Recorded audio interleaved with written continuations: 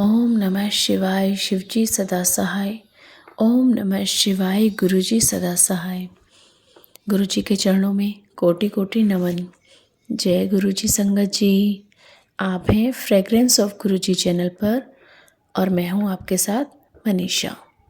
संगत जी, आज लाई हूं आपके लिए दिव्य आभा अध्याय 23, जिसका शीर्षक है 18 वर्ष की वेदना 18 दिन में समाप्त।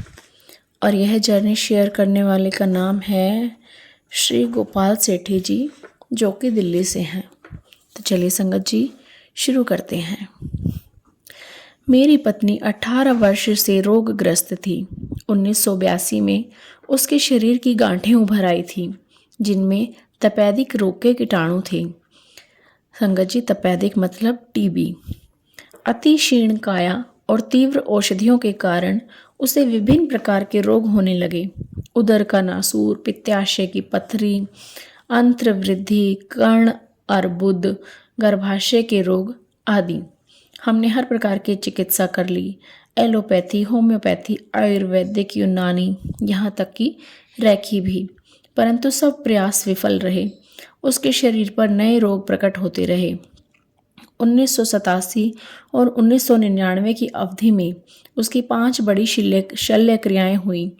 उसकी भूख समाप्त हो चुकी थी और वह कभी पूरा भोजन नहीं कर पाती थी। उसकी श्रवण शक्ति आधी रह गई थी। ऊपर से ज्योतिषियों की भविष्यवाणी के अनुसार उसका जीवन इतना ही था। परिवार में सब निराश थे। आशा की कोई किरण दिखाई नहीं दे रही थी। ऐसे समय में गुरुजी के रूप में ईश्वरीय कृपा प्राप्त हुई। उनके बारे में हमें एक पारिवारिक मित्र ने बताया और 20 फरवरी 2000 को उनके प्रथम दर्शन हुए। संगत के उस पहले दिन ही शांति की प्राप्ति हुई और हम आश्वस्त हुए। चिकित्सकों के अनुसार मेरी पत्नी को किसी भी प्रकार के तेल की चुटकी भर मात्रा से अधिक और मसाले वाला भोजन निषिद्ध था। उसे 8 बजे से पूर्व भोजन करना होता था। संगत में गुरुजी ने 9 बजे उसे मुट्ठी भर शुद्ध घी से बना हुआ कड़ा प्रसाद दिया और 1 घंटे के उपरांत हमने लंगर किया, जिसमें मसालेदार भोजन था। घर लौटने पर हम सोच रहे थे कि होने वाली यातना को वह कैसे सह पाएगी। घर पर 7 बजे भोजन करने पर भी वह व्याकुल रहती थी और आधी रात तक उसे नींद नहीं आती थी। परंतु उस दिन 20 फरवरी को घर पहुंचकर वह मानो घोड़े बेचकर सो गई। उस दिन से वह बिना किसी परेशानी के सामान्य भोजन करती आ रही है। जय गुरु जी। मार्च के प्रथम सप्ताह में महाशिवरात्रि को हम पहली बार बड़े मंदिर गए। गुरु जी का आशीर्वाद, उनका प्रसाद और लंगर करते ही उसके सब रोग विलीन हो गए। उसके शरीर में एक अद्भुत स्फूर्ति और ताजगी का अनुभव हुआ। कुछ दिन पश्चात हम फिर चकित हुए जब उसने कहा कि टीवी का स्वर बहुत अधिक है। यह वही थी जिसे अपनी कमजोर श्रवण शक्ति के कारण फोन की घंटी भी सुनाई नहीं देती थी। जय गुरु जी। 18 वर्ष की वेदना 18 दिन में समाप्त हो गई थी। कहने का तात्पर्य यह नहीं है कि गुरुजी को कृपा करने के लिए अतिरिक्त समय की आवश्यकता है। वह तो सदा वृष्टि कर रहे हैं। हम योग्य होने पर ही उसे ग्रहण कर सकते हैं। इन महापुरुष के पलक झपकते ही सृष्टि की रचना अथवा इति हो जाती है। अनगिनत आत्माएं शरीर रूप लेती हैं और त्याग देती हैं। हम तो केवल इतना कह सकते हैं, तुम समसर नहीं दयाल, मोहे समसर पापी। जय गुरु जी। जिह्वा पर जिप। मेरी पत्नी की दूसरी शल्य चिकित्सा के उपरांत मैंने उससे परिहास किया था कि वह अपने शरीर पर जिप लगवा ले, क्योंकि चिकित्सक सदा शल्य क्रिया का सुझाव देते रहते हैं।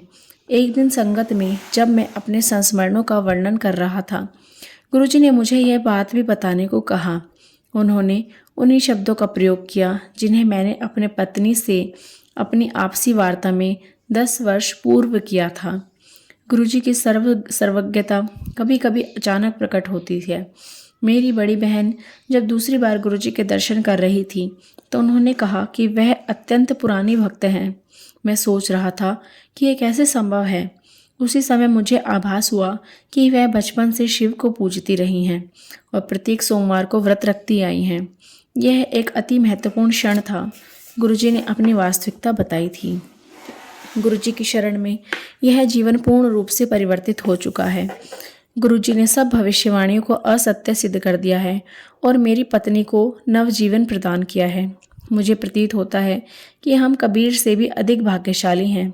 वह तो गुरु और गोविंद दोनों में से एक के चरण स्पर्श करने में दुविधा में थे। हमारे लिए तो गुरु ही गोविंद हैं। जय गुरु जी। यह संगत स्वयं प्रभु के चरणों में बैठकर स्वयं गौरवान्वित है। यह मेरा सौभाग्य है कि वह हमें अपने दर्शन, कृपा, स्नेह, निर्देशन और लंगर करने का अवसर प्रदान कर रहे हैं। विनती है कि सबको उनके क्लेशों और कष्टों से मुक्ति मिले। आइए हम सब मिलकर प्रार्थना करें। मेहरा वालियां साइयां रखी चरणा दे कोल, रखी चरणा दे कोल, सानू चरणा दे कोल। जय गुरु जी। अनंतम शुक्राना गुरु जी। अपनी कृपा का हाथ अपनी संगत पर सदैव ऐसे ही बनाए रखना गुरु जी। संगत जी कहते हैं दिव्य आभा से आपको अपने किसी न किसी डाउट का उत्तर, किसी परेशानी का समाधान जरूर मिलता है। तो अभी मेरे साथ भी ऐसा ही हुआ है। जैसा कि आपने अध्याय में सुना कि अंकल जी की जो बहन थी वो बचपन से ही शिव जी की भक्त थी।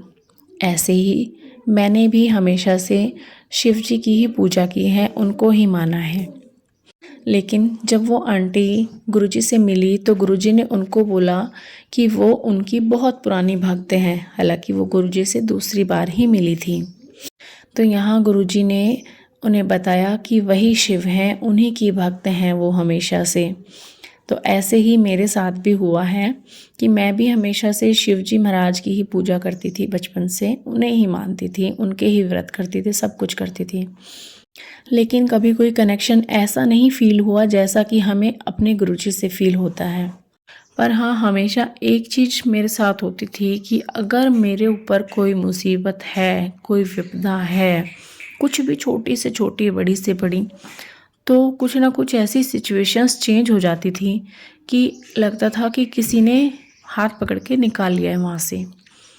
लेकिन वो कनेक्शन अब गुरुजी से फील होता है।